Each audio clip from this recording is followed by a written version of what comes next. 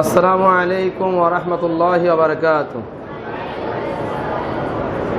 আলহামদুলিল্লাহি রাব্বিল আলামিন ওয়াস সালাতু ওয়াস সালামু আলা আশরাফিল আমবিয়াল মুরসালিন ওয়া আলা আলিহি ওয়া আসহাবিহি আজমাইন, আম্মা বা'দ।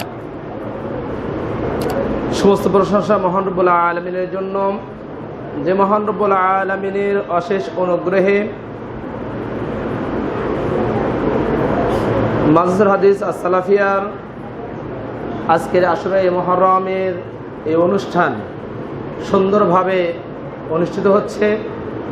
সে মহান রব্বুল আলামিনের দরগায় জানাই লক্ষ্য করি সিজদায়ে শুকর, সকলে বলি আলহামদুলিল্লাহ। দরুদ ও সালাম বর্ষিত হোক আমাদের প্রিয় নবীর প্রতি। সকলে সংক্ষিপ্ত আকারে বলি আল্লাহুম্মা সাল্লি আলাইহি আল্লাহুম্মা বারিক আলাইহি। অতঃপর উপস্থিত আজকের এই অনুষ্ঠানের সম্মানিত সভাপতি, এছাড়া উপস্থিত রয়েছেন অত্র অনুষ্ঠানের সম্মানিত অতিথিবৃন্দ, উলামায়ে কেরাম, অত্র মাদ্রাসার আসাতিজায়ে কেরাম, আমার সামনে উপবিষ্ট জ্ঞান পিপাসু ছাত্র ভাই বন্ধুগণ, আলহামদুলিল্লাহ। আশুরায়ে মুহররম বিষয়ে আমার পূর্বে যে আলোচকগুলো এসেছিলেন সুন্দর আলোচনা করেছেন।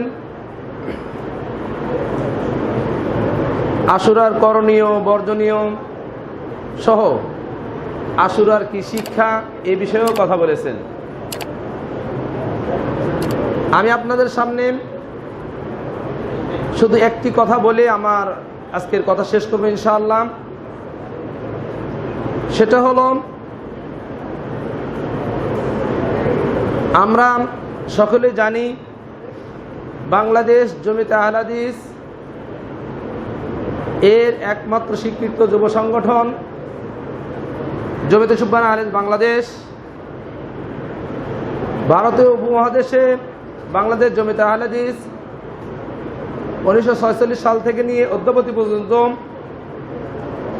শিরক বিদআতের বিরুদ্ধে তাওহীদ সুন্নাহ প্রতিষ্ঠা করার জন্য নির্লসভাবে কাজ করে যাচ্ছে এবং তার স্বীকৃত যুব সংগঠন জমিয়তে সুবহান আহলে হাদিস বাংলাদেশও বাংলাদেশের আনাচে কানাচে শিরক বিদআতকে